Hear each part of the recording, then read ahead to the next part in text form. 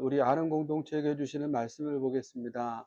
아는 공동체에게 주시는 말씀은 신명기 26장 1절에서부터 11절까지 말씀입니다.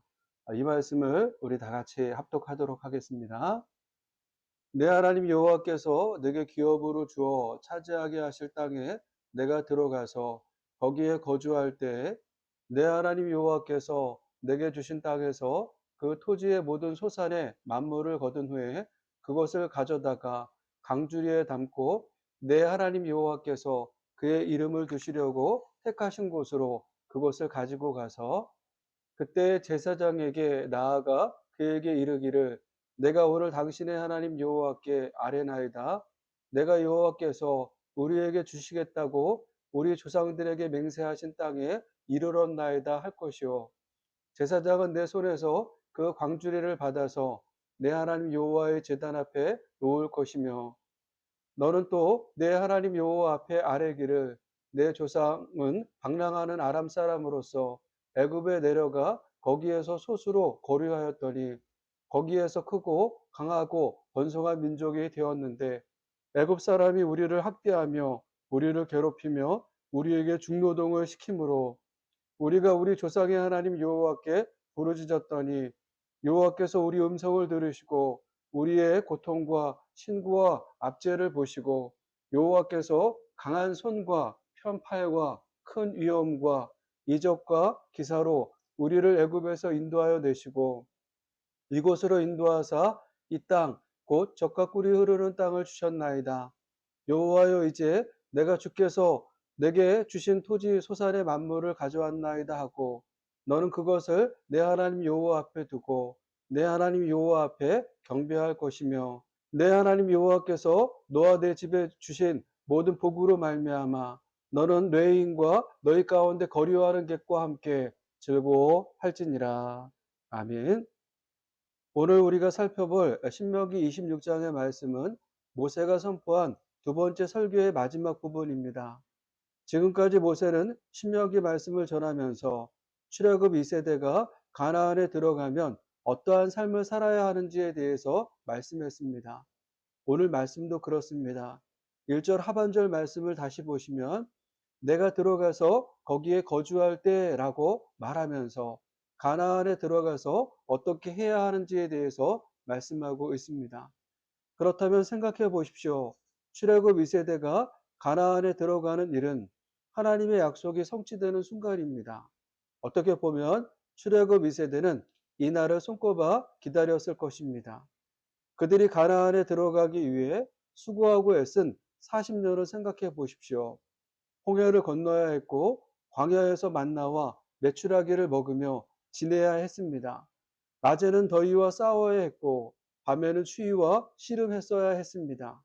이러한 시간을 보냈던 출애굽 2세대가 드디어 가나안에 들어간다. 그들이 가나안에 발을 디디는 순간 지난 세월이 스쳐 지나가면서 그 감격은 이루 말할 수 없을 것입니다. 그런데 이 감격을 그들은 아직 느낄 수 없습니다. 이 일은 아직 일어나지 않았기 때문입니다. 실제로 이 일이 일어나려면 그들에게는 몇 개월의 시간이 더 필요합니다. 왜냐하면 이 말씀을 듣고 있을 때가 출애굽 후 40년 11월 1일이었고 실제로 가나안 땅에 들어간 것은 41년 3월에서 4월경이었기 때문입니다. 어떻게 알 수 있을까요? 여호수아서 3장 15절에서 출애굽 2세대가 요단강을 건넌 시기를 곡식 거두는 시기였으며 요단강이 언덕 위까지 넘치는 시기였다라고 말하고 있기 때문입니다. 요단강은 평상시에 개울과 같다가 3월에서 4월경이 되면 북쪽에 있는 헐몬산의 눈이 녹으면서 수위가 높아져 넘실댔습니다. 그렇기에 출애굽 2세대가 요단강을 건너 가나안에 들어간 것은 이 시기였습니다. 그렇다면 모세는 지금 5, 6개월 뒤에 있을 일을 말하면서 출애굽 2세대가 가나안에 들어가는 일을 당연하게 말하고 있는 것입니다. 이처럼 모세가 당연하게 말할 수 있었다면 그 이유가 있었을 것입니다. 그가 이처럼 확신에 차서 말할 수 있었던 이유가 어디에 있을까요? 그는 이 확신의 이유를 하나님께 두고 있습니다. 우리 1절 상반절 말씀을 다시 보시면 모세는 내 하나님 여호와께서 내게 기업으로 주어 차지하게 하실 땅이라고 하면서 가나안은 하나님이 주셔서 차지하게 되는 땅이라고 말하고 있습니다. 이것이 모세가 가진 믿음이었습니다. 이러한 모세의 믿음처럼 출애굽 2세대는 하나님께서 주어 차지하게 하실 땅 가나안에 반드시 들어갈 것입니다. 그렇게 출애굽 2세대가 가나안에 발을 디디는 순간은 하나님의 약속이 성취되는 순간을 경험하는 것입니다. 이러한 은혜를 경험할 출애굽 2세대에게 오늘 모세는 두 번째 설교를 마무리하면서 은혜를 베푸신 하나님께 어떠한 마음을 가져야 하는지에 대해서 말씀하고 있는 것입니다. 이러한 마음은 출애굽 2세대만 가져야 할 마음이 아닙니다. 오늘 우리도 가져야 할 마음입니다. 왜냐하면 출애굽 2세대와 함께 하신 하나님이 우리와도 함께 하시기 때문입니다. 출애굽 2세대만 하나님의 약속이 성취되는 순간을 경험하는 것이 아닙니다. 오늘 우리도 하나님의 은혜로 이러한 경험을 합니다. 그렇다면 이 은혜를 경험하고 있는 우리는 하나님께 어떠한 마음으로 나아가야 할까요? 첫 번째로 우리는 감사의 마음으로 하나님께 나아가야 합니다. 2절 말씀을 다시 한번 보겠습니다. 내 하나님 여호와께서 내게 주신 땅에서 그 토지의 모든 소산의 만물을 거둔 후에 그것을 가져다가 광주리에 담고 내 하나님 여호와께서 그의 이름을 두시려고 택하신 곳으로 그것을 가지고 가서 모세는 오늘 말씀에서 출애굽 2세대가 가나안 땅에 들어가면 해야 할 몇 가지 일을 말씀하고 있습니다. 가장 먼저 농사를 짓고 만물을 하나님께 가지고 가야 했습니다. 여기서 말하는 만물은 첫 열매를 말합니다. 출애굽 2세대는 첫 열매를 거둔 후 광주리에 담아 하나님께 가지고 가야 했습니다. 첫 열매는 11조와 다릅니다. 11조는 수확의 10분의 1을 드리는 것이라면 첫 열매는 수확한 처음 열매를 하나님께 드리는 것입니다. 성경은 이것을 초실절이라고 했습니다. 초실절은 첫 수확의 기쁨을 봉헌하는 절기로 수확한 첫 이삭 혹은 첫 열매를 하늘을 향해 흔든다라고 하여 유제절이라고도 했습니다. 유제라는 말이 흔든다라고 하는 말입니다. 생각해 보십시오. 가나안 땅은 하나님께서 약속으로 주신 땅이지만 출애굽 2세대에게는 낯선 땅과 같습니다. 낯선 땅에서 농사를 지었는데 먹음직하게 익은 포도와 석류, 올리브를 딸 때 그들의 모습은 어떠했을까요? 그분들의 얼굴을 상상해 보십시오. 모든 분의 얼굴에 기쁨과 감사가 넘치는 모습이 보이십니까? 이렇게 기쁨으로 수확하며 처음으로 딴 열매나 이삭을 광주리에 담고 제사장에게 드릴 때 이들의 마음은 어땠을까요? 광주리에 담을 때의 기쁨도 컸겠지만 제사장에게 드릴 때 그들의 기쁨은 말로 표현할 수 없었을 것입니다. 모세가 모든 소산의 만물을 광주리에 담아 하나님께 가지고 가라고 한 것은 출애굽 2세대가 수확하면서 느꼈을 그 마음, 기쁨과 감사의 마음을 그들만 느껴서는 안 된다라고 한 것입니다. 첫 열매를 광주리에 담아 제사장에게 드림으로 그들의 마음을 하나님께도 표현해야 한다라고 한 것입니다. 우리는 표현하지 않으면 모른다라고 하죠. 하나님도 마찬가지라고 생각합니다. 우리가 표현하지 않으면 하나님도 우리의 마음을 모릅니다. 그렇게 우리는 언제나 우리의 마음을 표현할 수 있어야 합니다. 사랑하는 여러분, 여러분들의 삶에 기쁨과 감사가 있으십니까? 그렇다면 이 마음을 숨기지 말고 표현하시길 바랍니다. 그저 하나님께서 아시겠지 생각하지 말라는 것입니다. 지난 시간을 되돌아보면 우리 아는 교회에도 감사의 마음을 숨기지 않고 표현하신 권사님이 계십니다. 얼마 전이었습니다. 모 권사님께서 찾아오셨고 첫 열매를 드리셨습니다. 말씀을 들어보니까 그분이 드리신 첫 열매는 남편 권사님께서 처음으로 받으신 연금이었습니다. 젊었을 때서부터 노후를 생각해서 드셨던 연금을 이제 받으실 나이가 되셔서 받은 첫 연금을 첫 열매로 드리신 것입니다. 첫 열매를 위해 기도할 때 제 눈에 눈물이 흘렀습니다. 권사님의 믿음이 귀에서 흘린 눈물이기도 했지만 많은 교회를 향한 하나님의 일하심을 볼 수 있는 시간이었기 때문입니다. 이처럼 기쁨과 감사는 숨겨서는 안 됩니다. 표현할 수 있어야 합니다. 모세는 그런 의미에서 첫 열매를 광주리에 담아 하나님께 가져가라고 했습니다. 그들은 첫 열매를 광주리에 담아 드리면서 주께서 우리 조상에게 주시겠다고 맹세하신 대로 내가 이 땅에 들어오게 되었음을 제사장께서 섬기는 주 하나님께 오늘 아뢰니다 라고 고백했습니다. 기쁨과 감사의 마음을 첫 열매에 담아 드림과 동시에 그들의 입술로도 고백하게 한 것입니다. 이것은 오늘 우리도 생각해야 할 일입니다. 기쁨과 감사의 마음을 표현하기 위해 무엇인가를 드리는 것으로 끝나서는 안 된다는 것입니다. 드리면서 우리의 입술로 감사의 이유를 고백할 수 있어야 합니다. 마치 입으로 시인하여 구원에 이른다는 바울의 말처럼 우리의 입술로 감사의 이유를 고백할 때 우리가 누리는 것이 모두 하나님께서 베풀어 주신 은혜임을 더욱 확신할 수 있게 되기 때문입니다.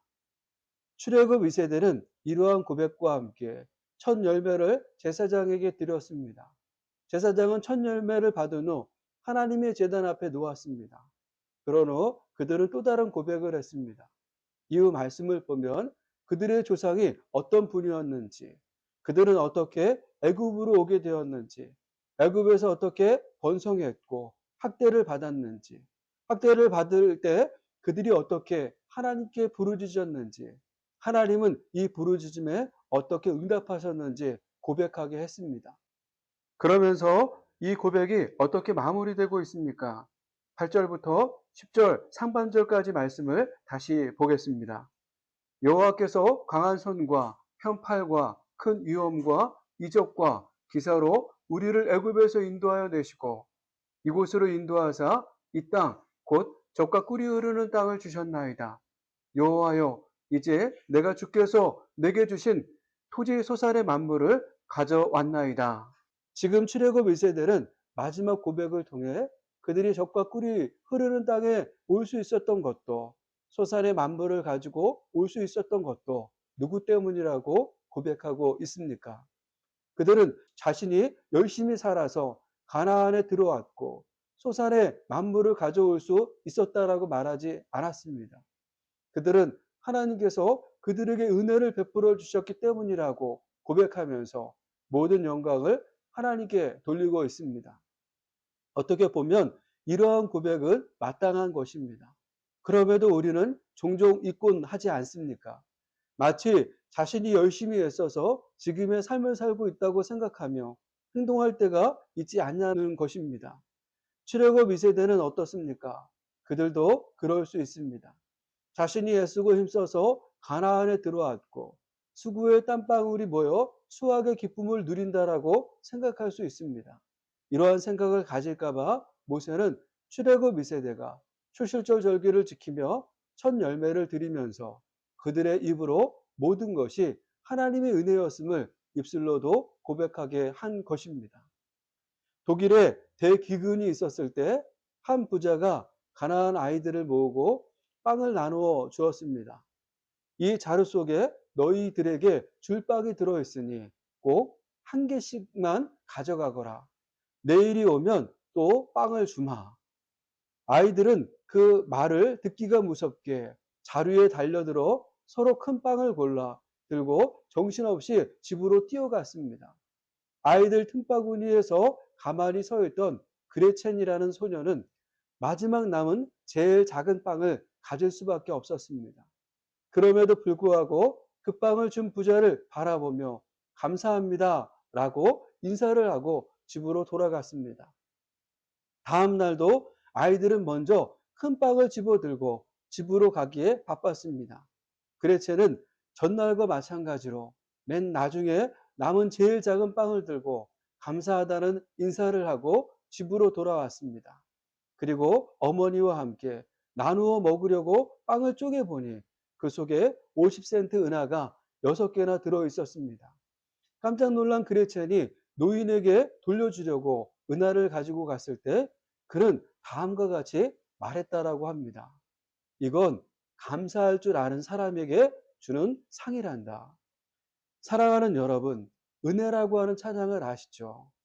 내가 누려왔던 모든 것들이, 내가 지나왔던 모든 시간이, 내가 걸어왔던 모든 순간이 당연한 것 아니라 은혜였어. 아침 해가 뜨고 저녁의 노을, 봄의 꽃향기와 가을의 열매, 변하는 계절의 모든 순간이 당연한 것 아니라 은혜였어. 모든 것이 은혜, 은혜, 은혜, 한없는 은혜. 내 삶에 당연한 건 하나도 없었던 것을 모든 것이 은혜, 은혜였어. 찬양의 가사처럼 우리 삶의 모든 것이 당연한 것이 아니었습니다. 하나님이 베풀어 주신 은혜였습니다. 2024년이 어제 시작된 것 같은데 마지막 한 달을 남겨두고 있습니다. 지금까지의 삶을 되돌아보십시오. 여러분들은 어떠한 삶을 사셨습니까? 삶을 되돌아보면 우리 삶의 모든 것이 하나님의 은혜였습니다. 이것이 깨달아지십니까? 그렇다면 더 늦기 전에 하나님께 감사의 마음을 전하시기 바랍니다. 그리고 모든 영광을 하나님께 올려드리십시오. 그러할 때 하나님은 우리에게 이건 감사할 줄 아는 사람에게 주는 상이란다 라는 말씀과 함께 복을 주실 것입니다. 이러한 은혜가 깨달아지는 아는 공동체가 되기를 축복합니다. 두 번째로 우리는 하나님께서 주신 것을 나누며 즐거워해야 합니다. 11절 말씀을 다시 한번 보겠습니다. 내 하나님 여호와께서 너와 내 집에 주신 모든 복으로 말미암아 너는 레인과 너희 가운데 거류하는 객과 함께 즐거워할지니라. 아멘. 이스라엘 백성들이 가나안 땅에 들어간 것도 그 땅에서 수확할 수 있었던 것도 모두 하나님께서 주신 복 때문이었습니다. 하나님은 이스라엘 백성들에게 이 복을 주시면서 너희만 누려서는 안 된다라고 하셨습니다. 가난하고 연약한 자들과 나누어야 한다라고 하셨습니다. 이것은 모세가 신명기 말씀을 통해 여러 번 했던 말씀입니다. 가장 먼저 말씀했던 곳은 신명기 10장입니다. 이 말씀에서 모세는 이스라엘 백성들을 부르면서 내 하나님 여호와께서 내게 요구하신 것이 무엇이냐라는 질문과 함께 고아와 과부와 나그네를 사랑하라고 하셨습니다. 이 말씀처럼 하나님께서 이스라엘 백성들에게 요구하시는 것은 고아와 과부와 나그네를 사랑하는 것에 있습니다.